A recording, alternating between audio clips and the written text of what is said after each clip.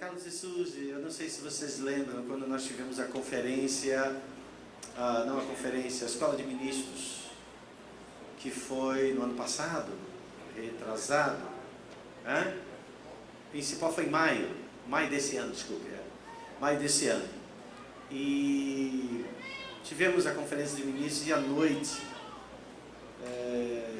quando eu tomei a palavra, Deus me deu uma voz.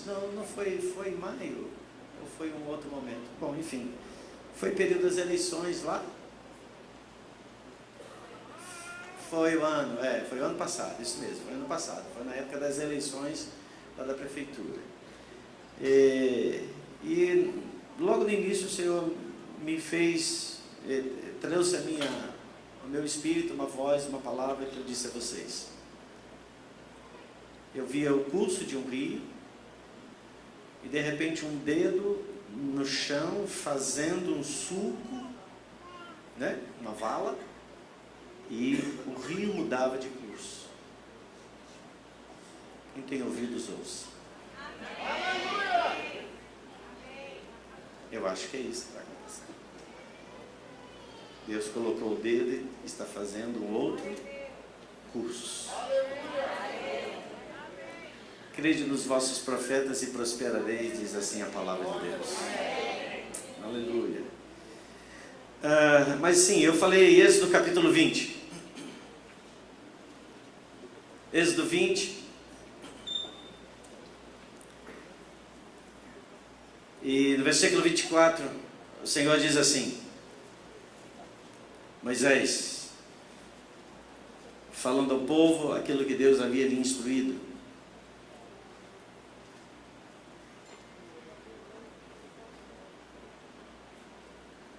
Está escrito: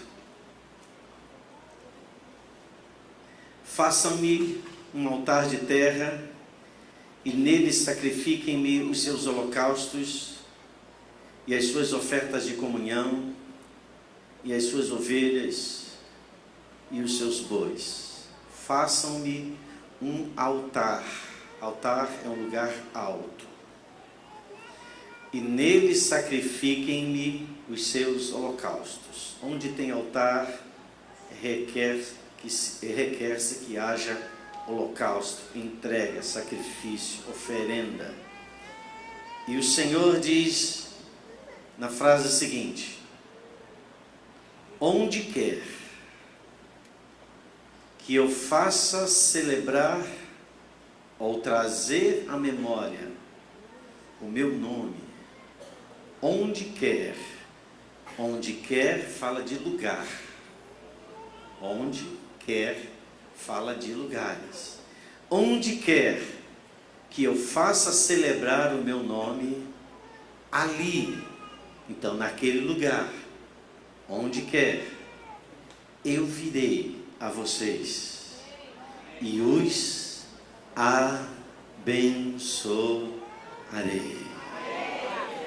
Essa noite esse lugar é um lugar mais alto. Esse não é um lugar comum. Esse não é apenas um lugar do nosso encontro. Esse lugar e esse encontro nessa noite é por causa dele. E ele diz: onde quer, por causa de mim, o Senhor, que vocês levantarem um altar, eu virei até este lugar. Deus sente o cheiro daquilo que é colocado sobre o altar. Todo o altar tem fogo. E o fogo existe para consumir a oferta. A palavra diz que nós estamos aqui oferecendo sacrifícios ao Senhor. Sacrifícios de louvor. E louvor é muito mais do que canto. Louvor é o silêncio até mesmo do nosso ouvir. Louvor é a nossa atenção focada naquilo que Deus quer falar. E ele diz que ele virá a esse lugar por causa do altar, por causa da oferta que se coloca ali, por causa daqueles que erguem esse altar. E nós estamos erguendo esse altar hoje diante do Senhor. E nós queremos te dizer, Senhor, recebe o aroma suave da oferta da nossa vida. Senhor, que o nosso corpo, a nossa alma e o nosso espírito sejam provados no fogo da Tua presença hoje neste lugar. E que possa subir um aroma suave que atraia a Tua presença para este lugar. E a Tua palavra diz que onde quer que houver memória do nome do Senhor, ali virei e ali os abençoarei. Você tem consciência disso? Amém ou não amém, gente? Glória a Deus. Aqui está a mesa da comunhão. É um momento de memória. É um momento de lembrança, de recordação. É um momento de gratidão. É um momento de nós dizermos então, como um altar e sacrifício ao mesmo tempo, diante do Senhor, dizermos o quanto nós o amamos e o quanto somos felizes pelo fato dele ter morrido por nós, nos dado um novo estilo de vida e nos feito novas criaturas por meio do seu sangue. E o Senhor diz: ali virei e ali eu os abençoarei. Diga: eu sou abençoado nessa noite. Diga: estar aqui nesse lugar é estar no lugar abençoado. Glória a Deus. É um lugar de encontro. É um lugar de encontro com o nome. É um lugar de encontro com a santidade. É um lugar de encontro com a glória. É um lugar de encontro com a presença. E ninguém que chega com uma disposição dessa diante do Senhor sai da mesma forma. Muda completamente. Glória a Deus. Quero incentivar você com esta palavra. Tome a sua Bíblia. Lucas capítulo 16. Lucas capítulo 16. Aleluia. Obrigado, Pai. Te louvamos, Senhor. Ora catalashere bericotoloshe bericatalashe. Ora cabaracatoloshocotolashe que telebarachas. Ora birigandalashocotolashe. Aleluia.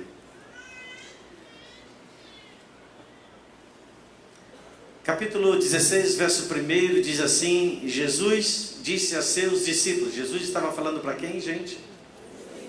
Para os seus discípulos. Preste atenção nisso, que nós vamos nos deparar com um dos textos mais complicados, no primeiro momento, de uma abordagem não muito cuidadosa da Bíblia. Eu gosto dessas coisas. Quem gosta de desafio? Aleluia. Glória a Deus. O Espírito Santo está conosco, Ele vai nos ensinar todas as coisas. Jesus disse a seus discípulos: o administrador de um homem rico foi acusado de estar desperdiçando os seus bens. Então, a compreensão dessa primeira frase vai nos ajudar no entendimento seguinte: o administrador de um homem rico. Então, esse administrador, como mordomo, uma pessoa responsável, ele não era o dono, ele não era possuidor, mas ele era um administrador, ou seja, alguém com competência para gerir os recursos e os negócios daquele que era o homem rico. E continua o texto. E esse administrador foi acusado de estar desperdiçando os seus bens, os bens do proprietário, do homem rico. Continuando, Jesus ele disse: então o administrador chamou e lhe perguntou: que é isso que eu estou ouvindo a seu respeito? Preste contas da tua administração, porque você não pode continuar sendo o administrador. Então há aqui uma prestação de conta e aqui também já há uma destituição. Aqui já há uma demissão. Presta contas, porque você não pode continuar como meu administrador. É o que o homem que tinha todos aqueles bens está falando para seu empregado ou para o seu administrador. Versículo 3 diz: o administrador disse a si mesmo, pensou consigo mesmo: meu senhor está me despedindo, que farei? Para cavar não tenho força, e tenho vergonha de mendigar. Já sei o que vou fazer, para que quando perder o meu emprego aqui, as pessoas me recebam em suas casas. Então chamou um dos devedores do seu senhor e perguntou ao primeiro: quanto você deve ao meu senhor? O homem que era o possuidor de todas as coisas. Ele diz: 100 potes de azeite. Há uma versão que diz que isso aproximadamente era mais de 2.000, outro 3.000 litros de azeite. E era o que ele devia. Então respondeu ele, 100 potes de azeite, respondeu ele. O administrador então lhe disse: tome a tua conta, sente-se depressa e escreva 50, ou seja, você já não deve isso, deve apenas 50% disso. Então chamou cada um, versículo 7, a seguir perguntou ao segundo: e você, quanto deve? E ele disse: 100 tonéis de trigo, respondeu ele. E ele lhe disse: tome a tua conta e escreve 80, ou seja, para esse segundo, aquele administrador deu um desconto de 20%. O Senhor, a partir daí, fica o negócio estreito. O Senhor, dono então de tudo, e a gente sabe que esse Senhor, dono de tudo, é o Senhor nosso Deus. E quem são os administradores? São aqueles a quem Ele confiou a autoridade no seu reino.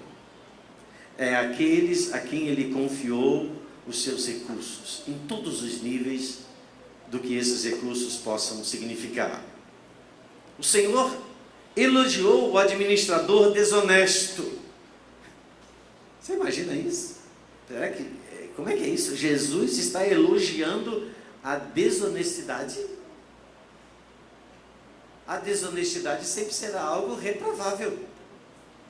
Mas aqui está escrito na minha Bíblia e na sua Bíblia. Pode ser com uma outra forma de escrita, mas que carrega o entendimento de que o Senhor está aprovando os feitos daquele administrador que chama os dois devedores da dívida que ele também administrava e dá para um desconto de 50% e para outro um desconto de 20% de recursos que não eram dele, mas sim do Senhor.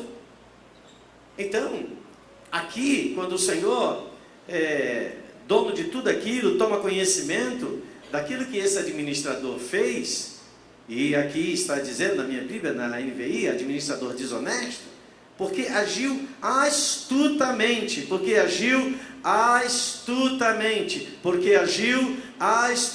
Então, o Senhor não estava elogiando a desonestidade, o Senhor estava elogiando a forma como aquele homem agiu, astutamente, ou com uma outra palavra, com muita inteligência.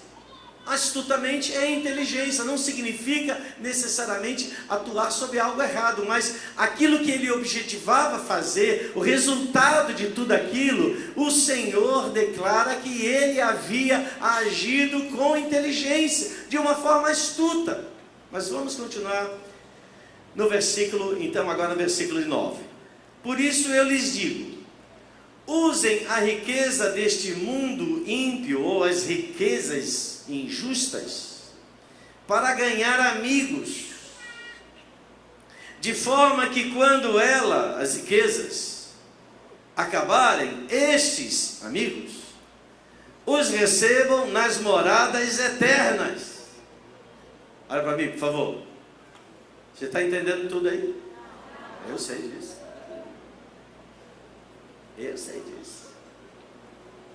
É um dos textos mais difíceis da Bíblia. Mas quantos sabem que o Senhor é Deus e nele não há qualquer sombra de variação? Ele não diz para a mesma coisa, isso é certo, e depois, em um outro momento, ele diz errado. Ele é sim, sim. Não para aquilo que é não. Deus não muda. Mas eu e você precisamos entender nessa noite que o Senhor Jesus quer falar aqui. Mas vamos lá, vamos avançar no texto. Por isso eu lhes digo, use a riqueza deste mundo ímpio para ganhar amigos, de forma que quando ela acabar, esses os recebam nas moradas eternas. Quem é fiel no pouco, também é fiel no muito. Quem é desonesto no pouco, também é desonesto no muito. Assim, se vocês não forem dignos de confiança em lidar com as riquezas deste mundo ímpio, quem lhes confiará as verdadeiras riquezas?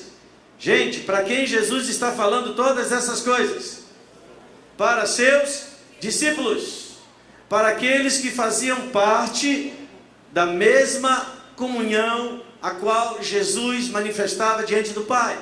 Ele estava falando aos discípulos, àqueles que estariam daqui mais algum tempo lá em Jerusalém, e toda a manifestação do derramamento do Espírito, e toda a manifestação do surgimento da igreja na face da terra. Jesus está falando para esses homens.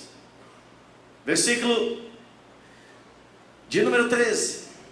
Nenhum servo pode servir a dois senhores, pois odiará um e amará outro, ou se dedicará a um e desprezará outro. Vocês não podem, diga, nós não podemos. Diga com mais convicção, nós não podemos. Diga, eu não posso servir a Deus e as riquezas. Servir é se submeter. Servir é estar debaixo da autoridade. Os fariseus que amavam dinheiro, ouviam tudo isso e zombavam de Jesus. E ele lhes disse: vocês são os que se justificam a si mesmos, aos olhos de Deus, aos olhos dos homens, mas Deus conhece o coração de vocês. Aquilo que tem muito valor entre os homens é detestável aos olhos de Deus. Quantos querem ouvir o que o Senhor quer falar nessa noite? Bom, a primeira coisa que a gente precisa fazer, e hoje aqui nós tivemos 73 formandos da escola de discípulos, é aprendermos a ler a Bíblia. Se a gente não lê corretamente as Escrituras, é possível que a gente produza interpretações que são totalmente equivocadas, porque descontextualizamos aquilo que lemos e, consequentemente, o entendimento já fica comprometido pela ausência da coerência do que o texto de fato mostra. Por que Jesus falou as coisas que ele falou no capítulo 16? Na verdade, o capítulo 16 não é outra coisa senão a continuidade daquilo que Jesus estava falando no capítulo 15. O tema não mudou. No capítulo 15, Jesus conta duas parábolas. No capítulo 16, Jesus conta a terceira parábola para responder uma questão que está no capítulo 15, versículo 1. Olhe para a sua Bíblia. E diz assim: todos os publicanos e pecadores estavam se reunindo para ouvi-lo, para ouvir a Jesus. Mas os fariseus e os mestres da lei o criticavam. Esse homem recebe pecadores e come com eles. Então, esse foi o problema, onde a partir do versículo 3, diz que então Jesus, para os seus discípulos, contou-lhes essas parábolas. É claro que Jesus estava voltava-se para falar aos seus discípulos, mas onde Jesus estava, estavam sempre os olheiros dos fariseus, procurando ver na fala de Jesus algum equívoco, algum tropeço, para poderem ter argumento para acusá-lo e afinal fazerem tudo aquilo que eles lograram fazer, pelo menos no entendimento natural, de prenderem e afinal matarem a Jesus. Então o capítulo 15, versículo 1 é a chave para o entendimento das coisas que estão escritas no capítulo 15 próprio e também no capítulo 16, que é a finalização de 3 parábolas. Então, na verdade, Jesus está falando em cada uma das parábolas, ainda que sejam, claro, histórias diferentes, Jesus está falando a mesma coisa.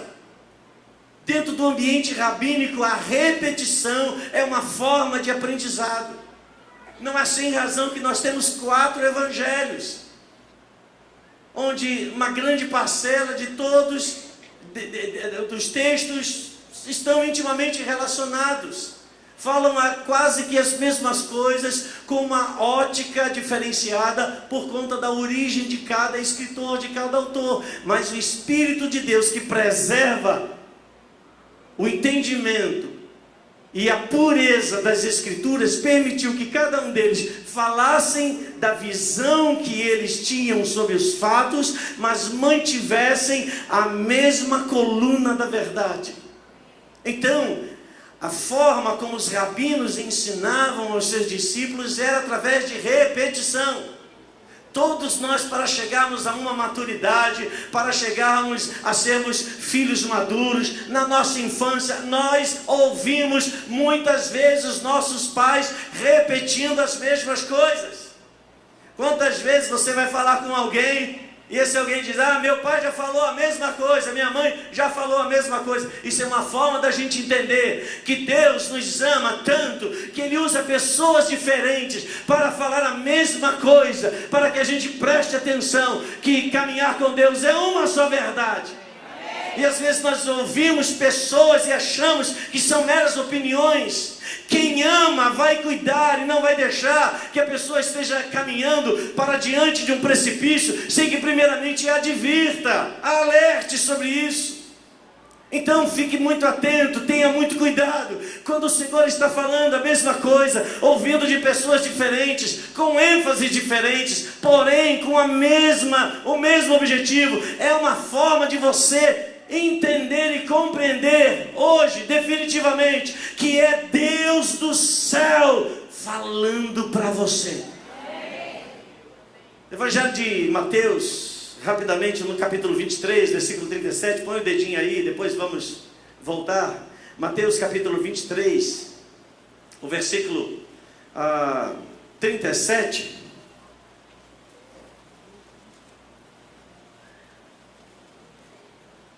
É uma declaração profética de Jesus e também um lamento, como é conhecido nas Escrituras, sobre Jerusalém, quando ele diz, Mateus 23, 37, Jerusalém, Jerusalém, que matas os profetas e apedrejas os que te foram enviados, ou seja, rejeitam. Quantas vezes? Diga, quantas vezes? O que significa isso? Dá para entender. É sinal que não foi falado nem uma, nem duas, nem 3. E sabe o que acontece às vezes?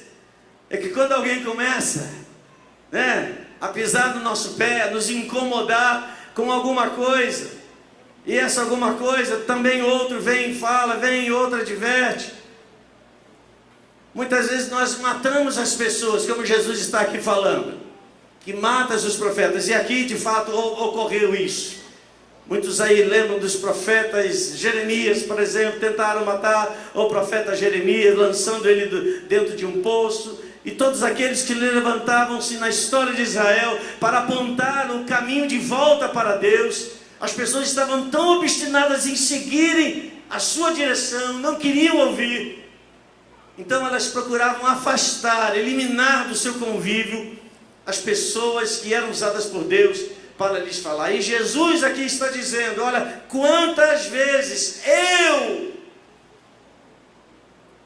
veja que Jesus não está dizendo quantas vezes os profetas, quantas vezes aqueles que o Senhor enviou, falou a vocês. Jesus está dizendo ou seja, aqueles homens, eles eram exclusivamente voz de Deus, era a voz do Senhor falando para eles. Eu tenho certeza que no ano de 2017 nós ouvimos várias vezes Deus nos falando as mesmas coisas. Se quiserdes e me ouvirdes, comereis o melhor da terra. Tem coisa muito boa para a gente experimentar, meu amado, mas a gente precisa afinar os nossos ouvidos e sermos suficientemente espirituais para dizer: o Senhor está falando.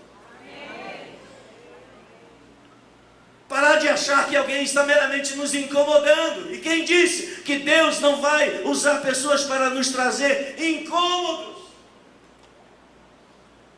A gente, nenhum de nós, a começar de mim aqui, nenhum de nós gostamos de ser incomodados em qualquer nível de funcionamento.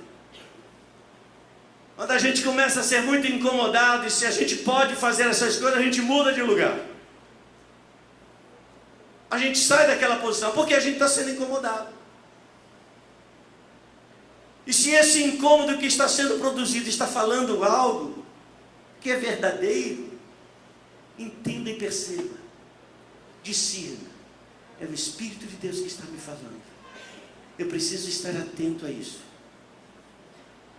porque Jesus está dizendo: eu quis falar a vocês. E quantas vezes eu quis reunir os teus filhos como a galinha ajunta os seus pintinhos debaixo das asas, e vós não quisestes. Se eu perguntar aqui, na verdade vou perguntar: quantos gostariam? Imagina Jesus, ele se faz uma figura de uma galinha que abre as asas, e quando abre as asas, os pintinhos vêm correndo para ficar embaixo, e depois ele fecha, a galinha fecha aquelas asas. A gente canta: debaixo de tuas asas eu encontro descanso. Quantos querem estar debaixo das asas? Quantos querem viver 2018 debaixo das asas do Senhor?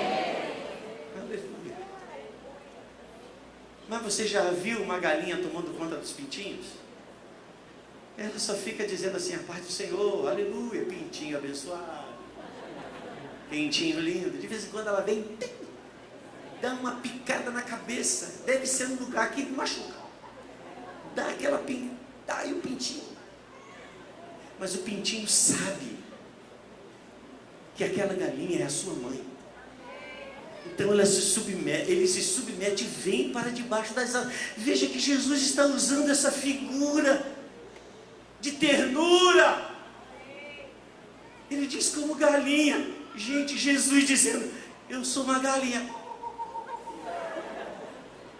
Ele está dizendo para nós: vocês são pintinhos, vem para debaixo das asas. Não é assim que acontece? Quem tem criança pequena, de vez em quando ela vem e fica ali, quer dormir com você, e você: não, vai dormir no quarto, e você quer brincar com a esposa e tal, é normal. Então os pintinhos querem estar juntos. 2018 será o ano do discipulado e da maturidade. Ou seja, 2018 é o ano de abrirmos as asas e entrarmos ao mesmo tempo, como pintinhos, debaixo dessa proteção e dessa cobertura de quem de fato nos ama. Quem nos ama não apenas nos acaricia, quem nos ama também nos repreende. Deus ama o Filho que Ele repreende. Nós sabemos disso. Na verdade, os textos bíblicos não são desconhecidos por nós, mas quando nós entramos na vivência da prática, eu sei que eu volto para o capítulo 16, a gente sente assim: não, peraí, mas a questão é essa, e a gente vem para a lógica, e de repente a gente esquece que somos filhos de Deus e que estamos sendo levados a um processo de maturidade. Eu falei essa manhã aqui para a escola bíblica, para aqueles que estavam presentes. Eram mais do que 2, mas... uma história de um homem que foi buscar um líquido muito precioso numa bica, num lugar de poucas águas, e ele com a sua vasilha, com a sua lata de água, estava ali recolhendo aquele precioso líquido, e aquela vasilha já estava quase cheia, quando de repente veio uma criança, não se sabe de onde, as mãos da criança estavam muito sujas, E aquela criança, totalmente desapercebida daquilo que estava acontecendo, ela vai e coloca a mão debaixo da bica e começa a lavar as suas mãozinhas. Estavam muito sujas, mas a água que saiu suja das mãos daquela criança caíram dentro da lata. E toda aquela água ficou suja. Toda aquela água ficou contaminada. Estava quase cheio. Estava quase pronto o processo. Estava quase na hora daquele homem sair, levando aquele líquido precioso para a sua casa. Mas de repente, alguém meteu a mão. Há muitas coisas que Deus desejou fazer, estava quase completando na sua vida, até que você meteu a mão.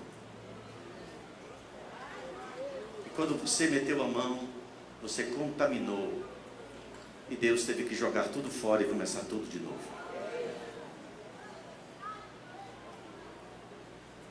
Quantas vezes? Diga, eu não quero mais ter que recomeçar. E recomeçar. E recomeçar. Deus nunca vai desistir da gente, mas amado, chega um momento que a gente tem que avançar. Tem que parar, eu quero recomeçar. Não, chega, vamos avançar. A gente canta, se esgoela aqui. Vou avançar, eu vou. Crescer. Ninguém, tem que botar ninguém, nem eu. Porque a gente diz ninguém, mas a gente mesmo mete a mão na hora errada. A gente suja os processos limpos de Deus na nossa vida. Meu amado, nesse tempo, estamos no final de ano, queira ou não, a gente sempre faz projeções, foi isso que nós falamos hoje aqui pela manhã, a gente gera expectativas, a gente constrói planos, o nobre faz planos e nesses planos ele prospera, ele vai prosperar, nós idealizamos muitas coisas, mas a gente precisa, mais do que nunca, como discípulos do Senhor, discípulo aquele que ouve a voz. Como discípulos, ouvimos a voz do trono. Se a gente ouvir a voz do trono, a gente não vai sujar as águas da nossa vida. Pelo contrário, a gente vai chegar naquela medida da estatura completa de Cristo Jesus. Deus tem muitas coisas a fazer na nossa vida. Ele nos confiou, somos os administradores. Ele confiou aquilo que ele tinha, ele confiou a realização do seu plano às nossas mãos. Mas em nome de Jesus, a gente não vai meter a mão nesse negócio e estragar e atrapalhar aquilo que Deus começou. Quantos estão recebendo? Digam amém.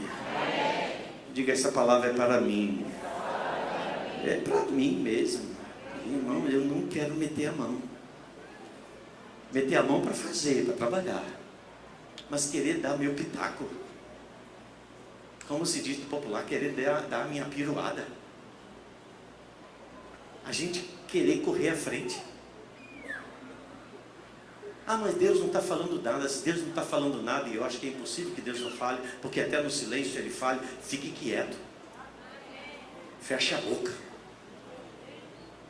Pare. Considere. Reconsidere. Reflita. E se isso tudo é uma partícula que diz, começa de novo. Faz de novo. Mas acima de tudo, não envereda. Não toma curso sem que você veja a clara e boa vontade perfeita do Senhor se manifestando na nossa vida. Aprenda a ouvir. Falo isso aos mais jovens que são impetuosos, cheios de vigor, cheios de disposição. Glória a Deus por isso. Mas muitas vezes a sua impetuosidade, ai, meu pai é um saco, minha mãe é um saco. É um saco de bênção para você.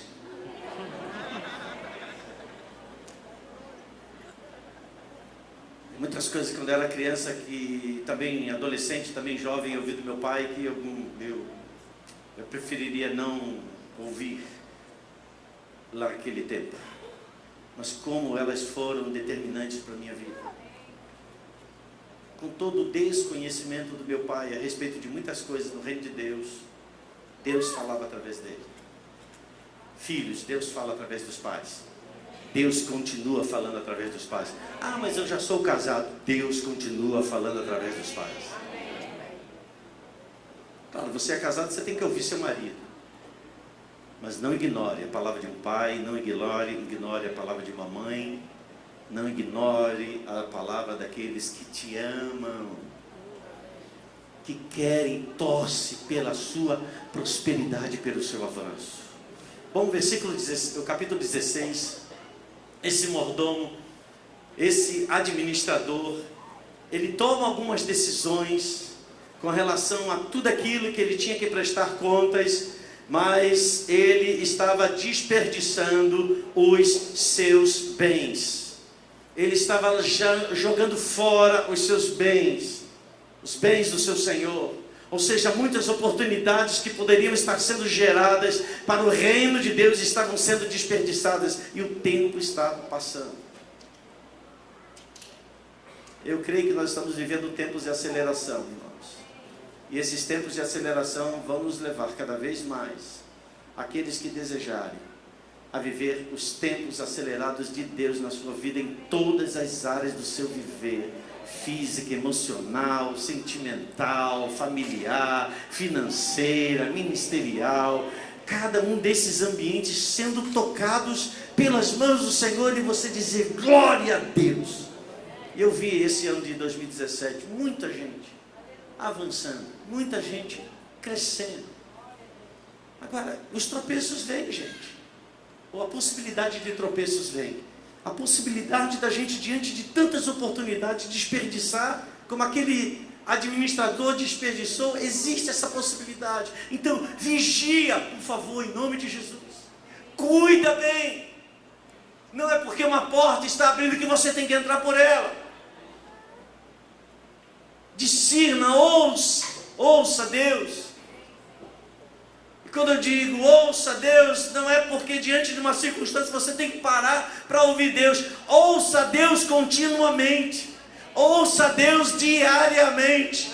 Deus não pode ser uma caixinha de primeiros socorros, uma caixinha de band-aid na hora que você faz um calo no pé. Não, proteja, calça os calçados de uma forma correta. Põe a armadura de uma forma correta.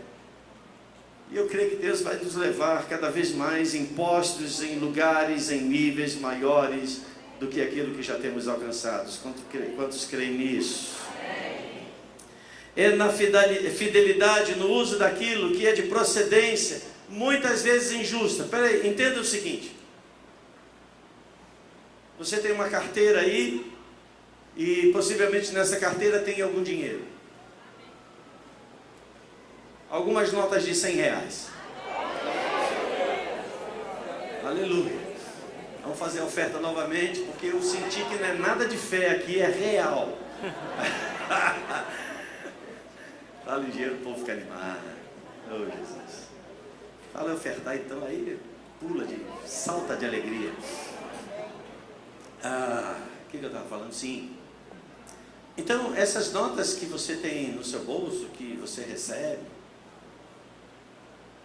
na maioria das vezes, eu me arrisco a dizer, quase sempre, elas têm origem injusta.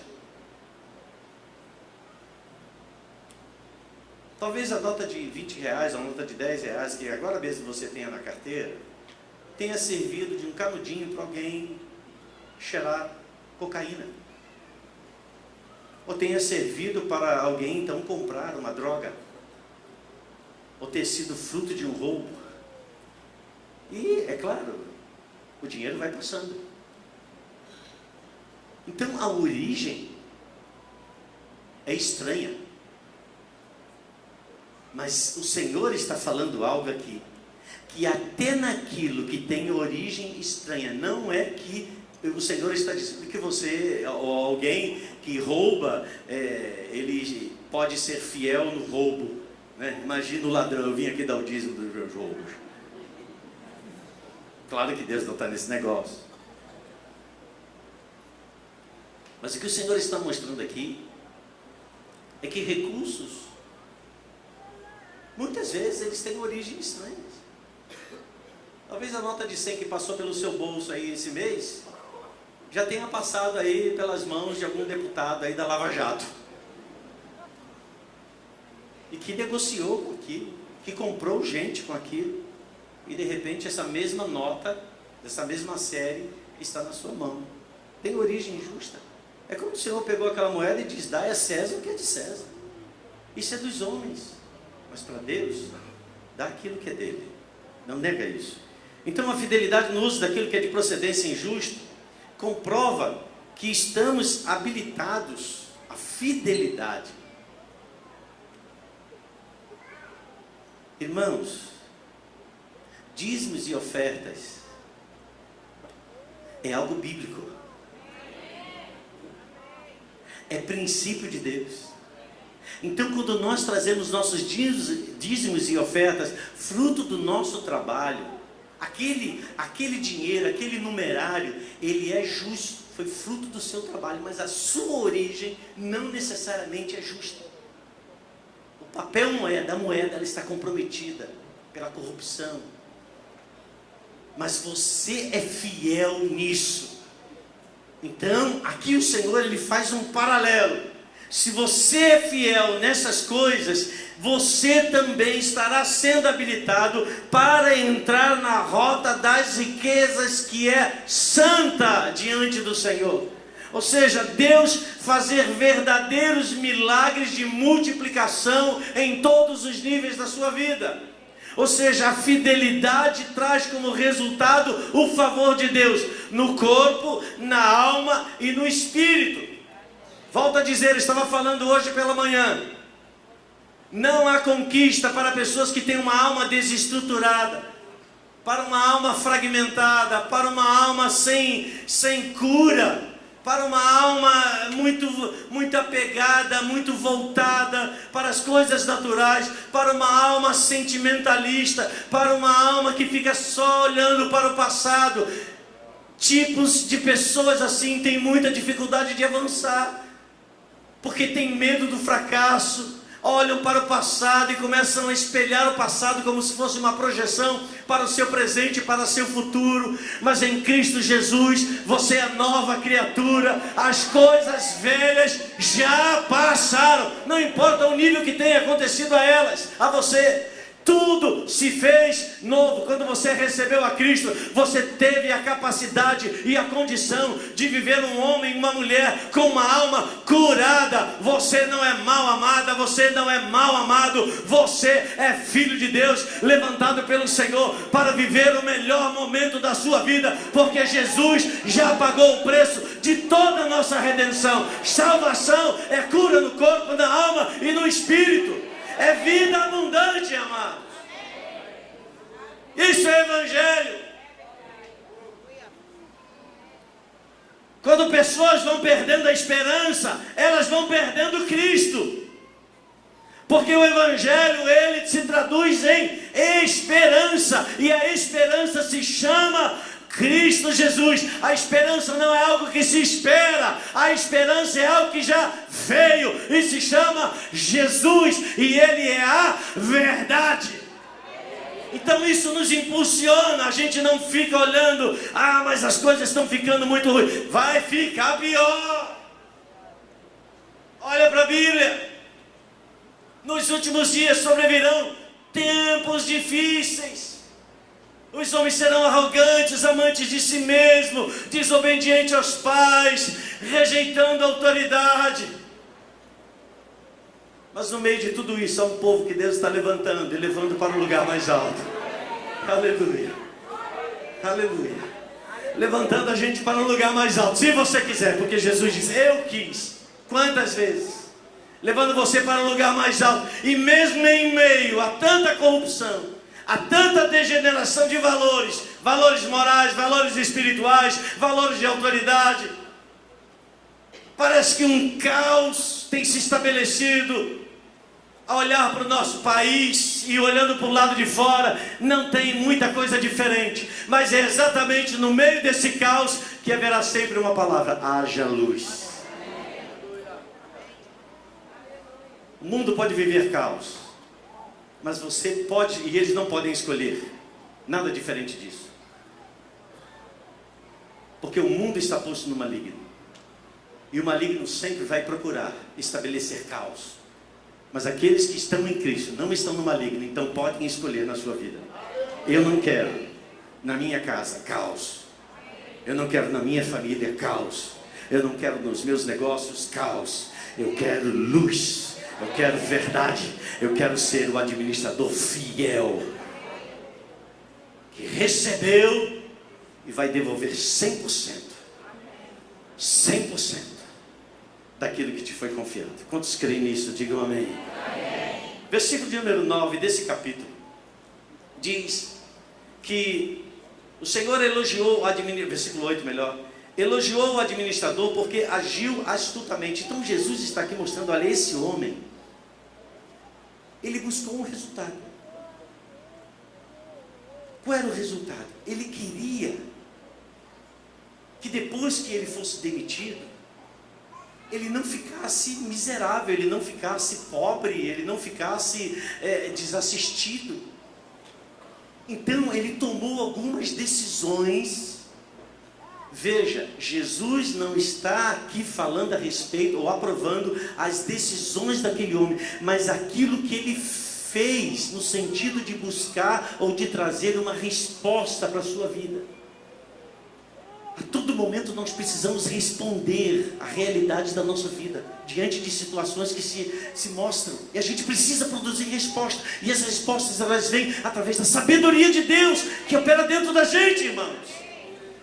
A gente precisa entender, existe uma sabedoria, existe um poder do alto, dentro de mim, dentro de você, para gerar uma voz, gerar uma fala, gerar uma resposta, quando ninguém tem resposta. Porque Deus está nesse negócio. E Jesus está dizendo, esse homem agiu astutamente. Diante de uma situação que estava como que sem saída, ele encontrou uma saída. É disso que Jesus está falando. Aquele homem buscou uma saída. Ele agiu com sabedoria, na sabedoria humana. Volto a dizer, Jesus não está elogiando a ação desonesta dele. Mas o texto está aqui diante de nós, e Jesus não está falando para os fariseus, Jesus está falando para os discípulos. Se ele está falando para os discípulos, é porque ele está ensinando para eles alguma coisa, está ensinando para mim e para você também alguma coisa. Em meio a circunstâncias difíceis, você pode agir de uma forma sábia e produzir respostas que ninguém pode imaginar. Eu creio nisso, irmãos. Eu creio nisso. Eu creio nisso, que Deus pode lhe dar visões. Deus pode abrir realidades no mundo natural e você conseguir enxergar além, e Deus produzir uma resposta que ninguém tem, mas Deus confia em você, um depósito, para que a sabedoria de Deus se manifeste nesse mundo. Porque Jesus diz, pois os filhos desse mundo são mais astutos no trato entre si do que os filhos da luz. Jesus faz aqui uma constatação. Deveria ser o inverso. Os filhos da luz, às vezes, diante de um problema, por exemplo, de desemprego, de uma situação trabalhosa, difícil, eu vou orar. Vai trabalhar, meu amor. Ah, mas eu não vou me humilhar. Bom, aquele homem disse, olha, eu não vou fazer isso não. Tem vergonha. Quantas mulheres, quantos homens aqui nesse lugar têm sido empreendedores, vendendo as suas coisas, fazendo o seu trabalho. Isso é digno, irmãos. O trabalho sempre será digno. E quem põe mão no arado e não olha para trás, vai fazer caminhos e vai recolher muito fruto na sua seara. E às vezes, né, a pessoa é crente, aí ela acha, eu estou com dificuldade aí, dá uma encostada na igreja, dá uma encostada no líder de célula. Ela fica com uma cara sabe, de que não pode nada. Em nome de Jesus, Jesus falou isso. Os filhos das trevas se mexem. Eles dão um jeito. Vai pegar uma enxada, vai capinar. Hoje em dia quase não tem capim para capinar. Aí vai fazer alguma coisa. Eu tinha 12 anos de idade. Eu pegava de manhã uma enxada, botava aqui no ombro. Depois de voltar da escola, chegando 11 horas em casa, eu ia de porta em porta. Porque naquele tempo, de fato, não tinha nem rua calçada, quanto menos calçada. E eu batia na porta das pessoas e dizia: por favor, quer que eu capine? Ah, pode capinar, menina. Não acertava nada. Mas eu ficava lá capinando aquele sol. Eu capinava. E às vezes a pessoa aparecia tadinho, tão magrinho. E era magrinho mesmo. Casei com 24 anos, eu pesava 54 quilos. Imagine quando eu era criança. Meu apelido era gafanhoto.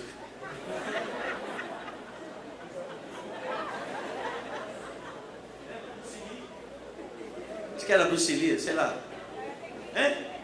Karate Kid, é um negócio desse. Não, Karate Kid é de agora. Daniel San, era magrinho. A professora chamava: vamos mostrar aqui o corpo, vamos mostrar alguns ossos do corpo. Aí ela ia lá, pegava aquele monstruário de osso, chamado Renan, botava na frente da turma e dizia assim: Renan, enche o pulmão e abre a camisa. Você imagina, irmãos, as meninas todas desmaiavam.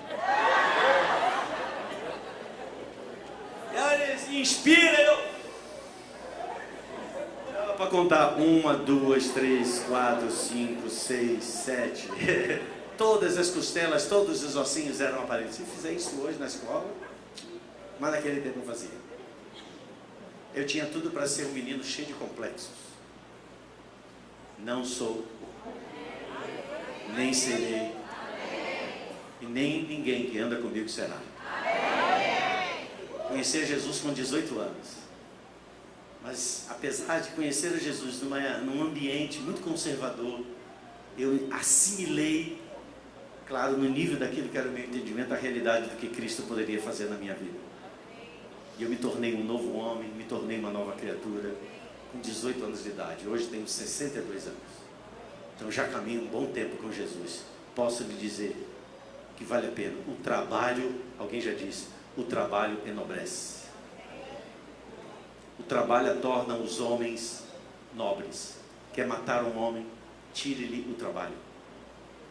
Quer matar um homem? É só ele não conseguir mais uma colocação. Isso é terrível. É uma sensação de incapacidade, de impossibilidade. Mas eu creio que Deus ama aos nossos, ama a nós como seus filhos e sempre vai abrir portas para nós. Mas a gente tem que ser fiel no pouco. A gente tem que ser fiel naquilo que às vezes a gente olha que não é muita coisa. Seja fiel naquilo, fica focado naquilo. Olha e veja, é a provisão de Deus, é esse o momento. Senhor, eu te dou graças. É um salário mínimo, Senhor, e é mínimo mesmo. Mas seja fiel. Seja fiel com os seus patrões. Chega na hora. Não fica olhando mídia social na hora do trabalho. Não fica querendo evangelizar o colega na hora do trabalho. Seja fiel. Ah, mas eu estou fazendo a obra do Senhor. Meu amado, a obra de Deus não significa produzir ações que são erradas. Ah, mas Deus escreve por linhas tortas. Quem disse isso? Deus escreve por linhas certas. As linhas de Deus são retas. Então seja fiel para aquele que te comissionou. Abençoa, seja zeloso. Chega na hora, sai na hora. Para de dar desculpa. Estou doente, por que houve? Meu dedinho mindinho. E aí depois a gente descobre por que não avança, por que não prospera, por que as coisas estão travadas. Porque não está sendo fiel no pouco. Está comprando, paga. Não pode pagar, não compra. São detalhes que a gente olha assim, ah, mas isso não tem nada a ver. Eu acho que quem escreveu essa frase foi o diabo, né? Não tem nada a ver. Tem a ver sim. Seja fiel no pouco. Mas qual é o meu chamado na igreja? Eu estou aqui colocando água para quem sobe aqui. Mas ninguém nem nota isso. O Senhor disse, se a gente faz alguma coisa para receber o louvor de homens, já recebemos a recompensa. Louvor de homens. Mas se fazemos para o Senhor, meu amado, Ele olha esse valor tão importante quanto aquilo que você acha que alguém está fazendo, de uma forma extraordinária. Bom, o horário está avançando e ele me pega aqui, mas a gente volta no próximo momento. Nós vamos avançar nesse texto, mas entenda uma coisa: aqui nessa noite o Senhor quer falar a cada um de nós de que aqui o Senhor exalta a prudência, o Senhor condena a desonestidade, Ele condena a infidelidade. E aquilo que para os homens é alto, é elevado, para Deus necessariamente não tem o mesmo valor. Deus não mede com a régua humana. Deus mede com o seu prumo, que é a sua palavra. Eu abençoo a tua vida, eu abençoo a tua casa, eu abençoo a tua família com essas palavras, em nome de Jesus. Se você recebe, fica de pé, por favor.